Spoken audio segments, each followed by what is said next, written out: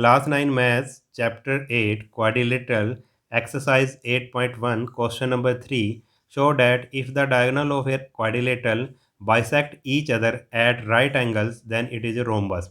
इसने कहा है कि एक क्वाड्रिलेटरल है, अगर उसके डायगोनल, उस क्वाड्रिलेटरल के डायगोनल एक दूसरे को बाइसेक्ट करें, 90 डिग्री पे बाइसेक्ट करें एक दूसरे को, तो वो एक रोम्बस होता है।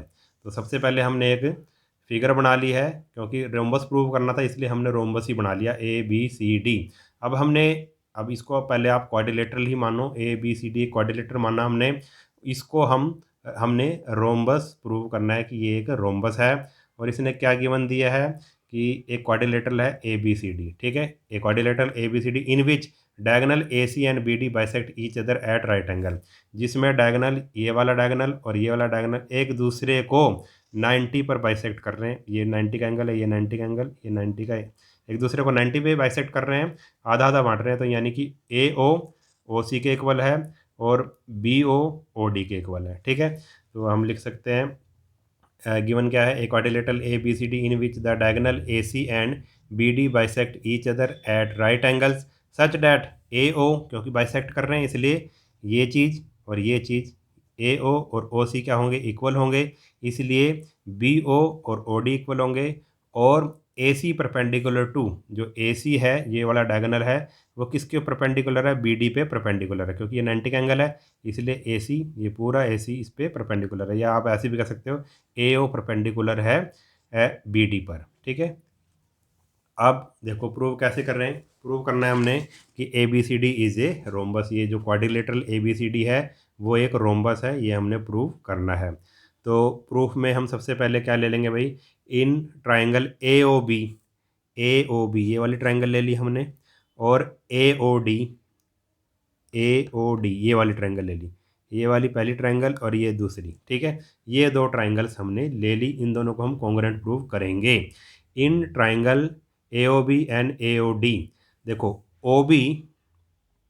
OB ये वाली साइड किसके इक्वल है, OD के इक्वल है। ये क्या था, गिवन था, तो हमने क्या लिख दिया, OB इक्वल टू OD। और दूसरा क्या है भाई, हमारे पास एंगल AOB ये वाला एंगल 90 का है, एंगल AOB, और ये वाला एंगल भी कितने का है, 90 का है। तो ये दोनों क्या हो गए, ईच 90, ये भी लिख दिया हमने।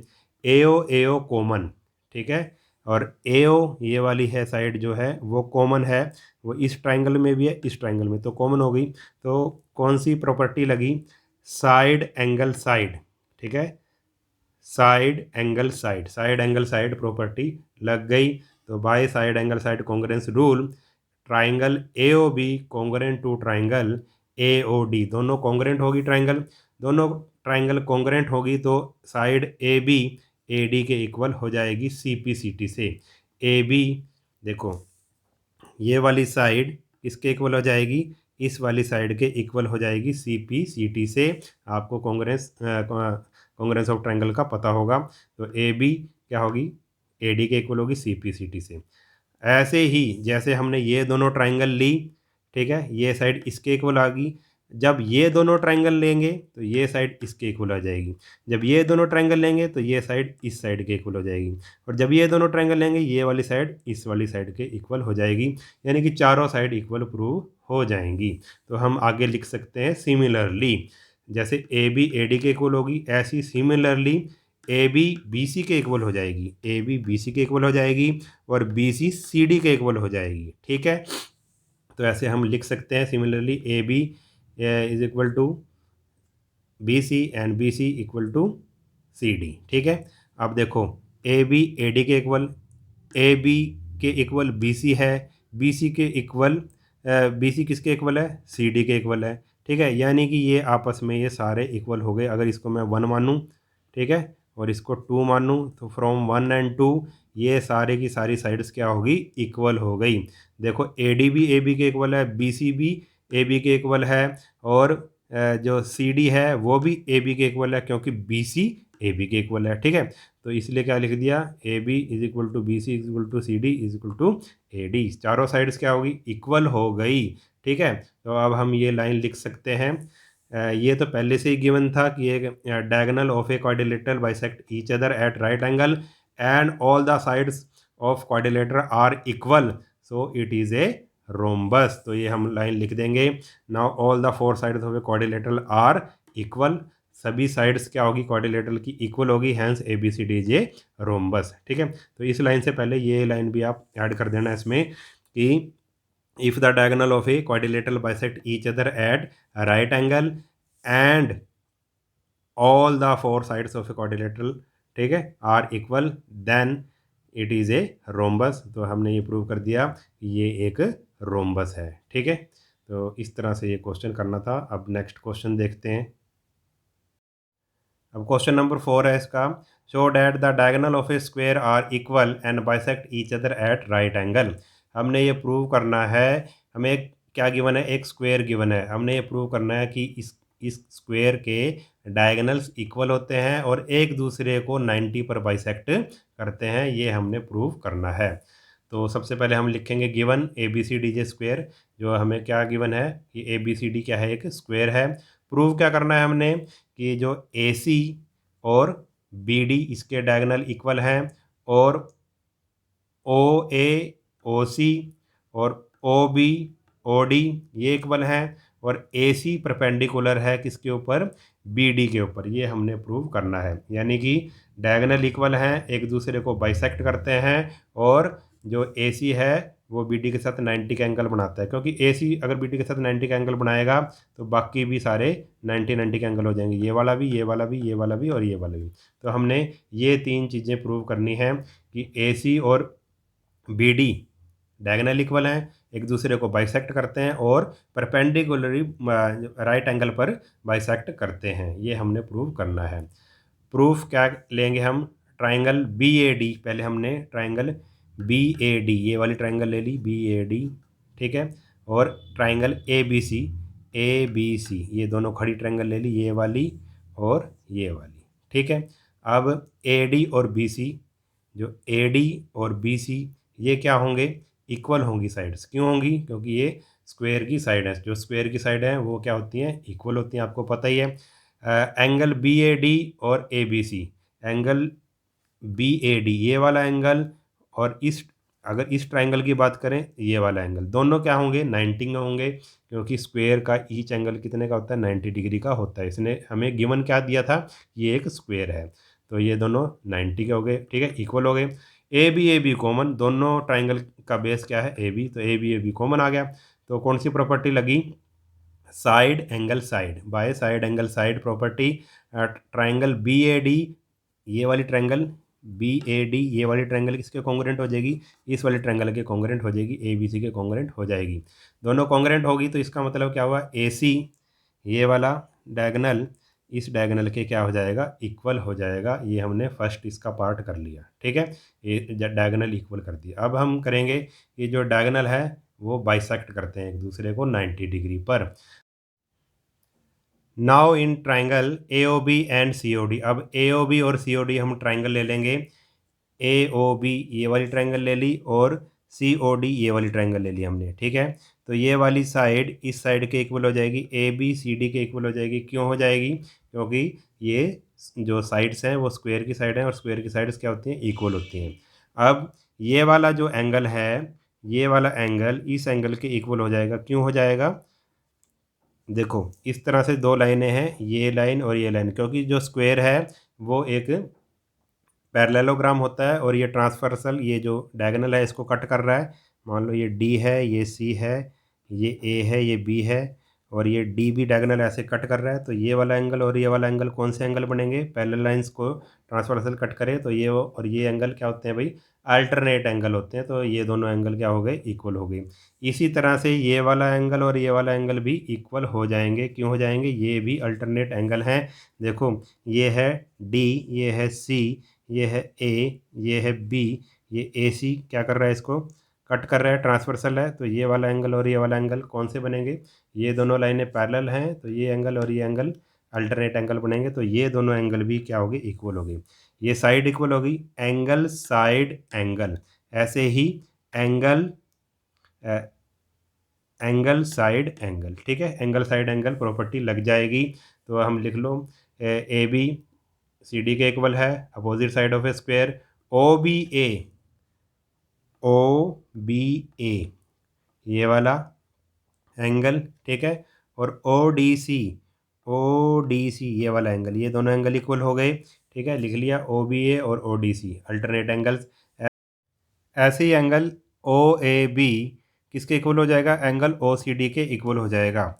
एंगल OAB ये वाला एंगल एंगल OCD के इक्वल हो जाएगा, ठीक है।